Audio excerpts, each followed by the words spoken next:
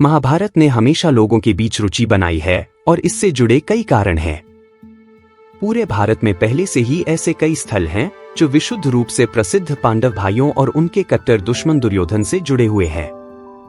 और यदि उत्तर प्रदेश में स्थानीय इतिहासकारों और आर्कियोलॉजिस्ट द्वारा किए गए दावों को सच माना जाए तो एक ऐतिहासिक स्थल है जो धरती के नीचे गहराई तक दबा हुआ है। आज हम बात कर रहे हैं बरनावा एक्सकवेशन साइट की, जो एपिक महाभारत में मेंशन लाक्षागृह कथा से संबंधित है। बरनावा साइट भारत के उत्तर प्रदेश राज्य के बागपत जिले में स्थित है। बरनावा में इस स्थल का मुख्य आकर्षण वह गुप्त सुरंग है जिसका उपयोग पांडवों और उनकी मां कुंती ने लाख के घर से भागने के लिए किया था। लाक्षागृह एक भवन था जिसे दुर्योधन ने पांडवों के विरुद्ध एक षड्यंत्र के तहत उनके ठहरने के लिए बनाया था। इसे लाख से निर्मित किया गया था ताकि पांडव जब इस घर में रहने आएं तो चुपके से इसमें आग लगाकर उन्हें मारा जा सके। लाख एक प्रकार का ज्वलनशील पदार्थ है जिससे आज हम बैंगल्स बनाते हैं। बरनवा गांव के सबसे बड़े टीलों में से एक पर 3 महीने की खुदाई के बाद एएसआई आर्कियोलॉजिस्ट को प्लेटें, कटोरे, बड़े खाना पकाने के बर्तन और घड़े जैसी कलाकृतियां मिलीं, लेकिन लाख का कोई निशान नहीं मिला जो लंबे समय तक जीवित रहने के लिए ज्ञात नहीं था। उत्खनन परियोजना के प्रमुख संजय मंजुल ने कहा, ये स्पष्ट रूप से संकेत देते हैं कि क्षेत्र के निवासी उसी संस्कृति के थे जो उस समय के दौरान महाभारत में वर्णित अन्य स्थानों पर मौजूद थी। भारतीय आर्कियोलॉजिस्ट बी लाल, जिन्होंने 1950 के दशक में इंद्रप्रस्थ और हस्तिनापुर जैसे स्थानों पर व्यापक खुदाई की थी, ने अनुमान लगाया है कि कुरुक्षेत्र में महाकाव्य युद्ध लगभग 800 ईसा पूर्व हुआ होगा। डॉक्टर लाल के निष्कर्षों में हेवी फ्लड के निशान शामिल थे। महाभारत के अनुसार एक विशाल बाढ़ ने हस्तिनापुर के लोगों को कौशाम्बी जाने के लिए मजबूर कर दिया। दिलचस्प बात यह है कि लाक्षागृह स्थल पर भी हेवी फ्लड के अवशेष पाए गए हैं। एएसआई अधिकारियों ने कहा कि उनकी टीम ने तीर की नोक, भाले की नोक, सेल्ट और मोतियों जैसी मूल्यवान कलाकृतियां भी एकत्र की जो संभवतः चित्रित ग्रेवेयर संस्कृति से संबंधित थी। विभिन्न वस्तुओं पर मिट्टी जमा होने से पता चलता है कि बाढ़ के कारण इस क्षेत्र को इसके निवासियों द्वारा छोड़ दिया गया होगा। उन्होंने कहा, हमें बाद की संस्कृतियों जैसे पीजीडब्ल्यू के अंतिम चरण, कुषाण काल, अंतिम कुषाण काल और राजपूत काल के अवशेष भी मिले हैं। मानव और जानवरों की हड्डियों, सिक्कों और ऐसी अन्य वस्तुओं की कार्बन डेटिंग के माध्यम से साइंटिफिक स्टडी की जाएगी ताकि approximate time period and cultural sequence का पता लगाया जा सके। महाभारत में लाक्षागृह से पांडवों और उनकी मां कुंती के भागने की घटना पांडव भाइयों के भाग्य में निर्णायक मोड़ साबित हुई और इसलिए यह महाकाव्य का एक महत्वपूर्ण हिस्सा है। महाभारत के अनुसार दुर्योधन कौरवों का सबसे बड़ा भाई था। दरअसल दुर्योधन हस्तिनापुर की गद्दी पर बैठना चाहता था। वो अपने मामा शकुनी की सारे बातें मानता था। शकुनी की बातों में आकर दुर्योधन ने पांडवों को जिंदा जलाने की प्लानिंग बनाई थी। इस प्लान के लिए दुर्योधन ने अपनी मंत्री पुरोचन को बुलाया और उससे ऐसा घर या महल बनाने के लिए कहा जिसे आसानी से जलाया जा सके। पुरोचन ने वारणावत नाम की जगह पर लाख, सूखी लकड़ी और सूखी घास से एक विशाल भवन का निर्माण किया। इसे ही लाक्षागृह कहा जाता है। दुर्योधन की योजना थी कि किसी तरह पांडवों को इस भवन में बुलाया जाए और फिर इस भवन को आग लगाकर पांडवों को खत्म किया जाए। दुर्योधन ने इसके लिए अपने पिता धृतराष्ट्र को अपनी बातों में फंसाया और पांडवों को भवन में बुलाने का प्लान बनाया। धृतराष्ट्र ने पांडवों के सबसे बड़े भाई युधिष्ठिर को बुलाया और अपने परिवार के साथ वर्णाव्रत जाने का आदेश दिया, जिसके बाद युधिष्ठिर अपने पूरे परिवार के साथ वर्णाव्रत में जाकर रहने लगे। दुर्योधन ने पांडवों को जिंदा जलाने की प्लानिंग बहुत परफेक्ट बनाई थी, पर उसके प्लान की खबर धृतराष्ट्र के सलाहकार और महामंत्री विदुर को लग गई थी। पांडव जब वर्णाव्रत पहुंच गए तब विदुर ने युधिष्ठिर को दुर्योधन के प्लान के बारे में सब कुछ बता दिया। युधिष्ठिर बहुत चतुर थे। उन्होंने एक तरकीब निकाली और लाक्षागृह से एक सुरंग बनाई और अर्जुन ने पुरोचन को ही इस भवन में कैद कर लिया। तब लाक्षागृह को आग लगाकर पांडव परिवार सुरंग के मार्ग से बाहर आ गए। लाक्षागृह के भस्म होने का समाचार जब हस्तिनापुर पहुंचा तो पांडवों को मरा समझकर वहां की प्रजा अत्यंत दुखी हुई।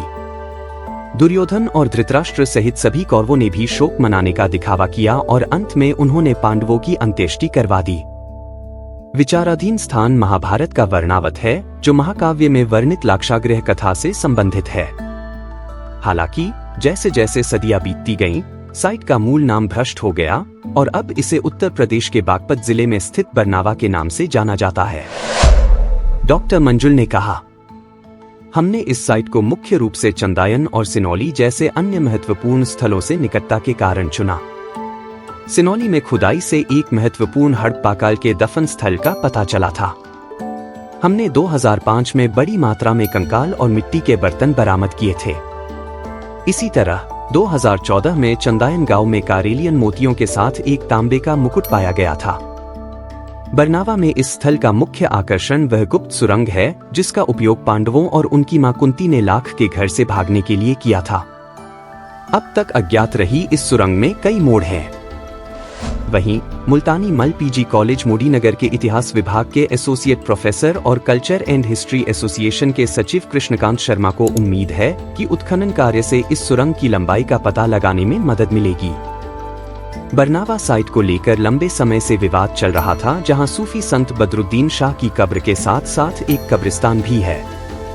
यह वर्तमान में भारतीय पुरातत्व सर्वेक्षण (ASI) के तहत एक संरक्षित स्थल है। यह विवाद 1970 में कानूनी दायरे में आया जब कब्रिस्तान के तत्कालीन केयरटेकर मुकीम खान ने एक अदालत में याचिका दायर की, जिसमें भूमि बैंक के स्वामित्व का दावा करते हुए प्रार्थना की गई कि हिंदुओं को भूमि पर अतिक्रमण करने से रोका जाए। उस समय एक स्थानीय पुजारी कृष्णदत्त महाराज को मामले में प्रतिवादी बनाया गया था।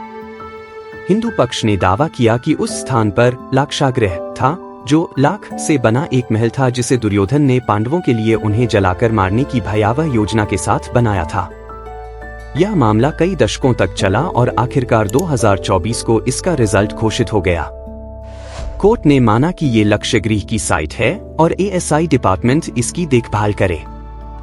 कल्चर एंड हिस्ट्री एसोसिएशन के सदस्य अमित राय जैन ने कहा, यदि कोई महाभारत का संदर्भ लेता है तो यह उल्लेख किया गया है कि वनवास से आने के बाद कृष्ण ने दुर्योधन को पांडवों को 5 गांव देने का प्रस्ताव दिया था और वर्णावत उनमें से एक है। लाक्षागृह का निर्माण इसी जगह पर किया गया था। इस साइट पर मिले आर्टिफैक्ट्स को ASI डिपार्टमेंट के मेंबर्स बहुत बारीकी से स्टडी कर रहे हैं। इस साइट को लेकर सभी लोगों में एक्साइटमेंट बढ़ रही है और हम आशा करते हैं कि जल्द ही इसके बारे में डिटेल्स आम लोगों तक पहुंचाई जाएगी। बरनावा पहुंचना बहुत आसान है। ये साइट मेरठ से लगभग 40 किलोमीटर पास स्थित है। आप बाय कार या कैब से यहाँ आसानी से पहुंच सकते हैं। बरनावा जैसे ही महाभारत काल की साइट पुराना किला इंद्रप्रस्थ सिटी की खोज पे बनी वीडियो को आप लोग जो प्यार दे रहे हैं उसके लिए बहुत शुक्रिया। अगर आपने अब तक पुराना किला इंद्रप्रस्थ साइट वाली वीडियो को नहीं देखा है तो आप ऊपर दिए हुए आई बटन को क्लिक करके देख सकते हैं। बरनावा में मिली साइट यह कोई साधारण खोज नहीं थी, बल्कि एक पूरे युग के ऐतिहासिक घटनाक्रम को पुष्टि करने वाली खोज थी। इस खोज ने हमें यह सिद्ध किया है कि महाभारत का युग वास्तव में हमारी संस्कृति के मूल और गहरे इतिहास का हिस्सा था। इस खोज के माध्यम से हमारी यह विश्वसनीय और निष्पक्ष धारणा को पुष्टि मिलती है कि महाभारत का युद्ध और उसके चरित्रों की कथाएं केवल मिथक नहीं है, बल्कि वास्तविकता में उनकी अस्तित्व को दर्शाती हैं। इससे हमें यह भी समझ में आता है कि हमारे पूर्वजों ने किस प्रकार धर्म, समाज और तकनीकी उन्नति को अपनाया और उसे कैसे अपने जीवन का हिस्सा बनाया। इस सभी को ध्यान में रखते हुए हमें अपने ऐतिहासिक धरोहर को संरक्षित रखने और उसे आने वाली पीढ़ियों को समझाने के लिए प्रेरित करती है। इस अद्भुत यात्रा में साथ आने के लिए धन्यवाद। आशा करते हैं आपको ये वीडियो पसंद आई होगी। ऐसे ही historical and unknown Indian site के बारे में जानने के लिए हमारे channel Time Trails of India को लाइक और सब्सक्राइब करें। जय हिंद, जय भारत।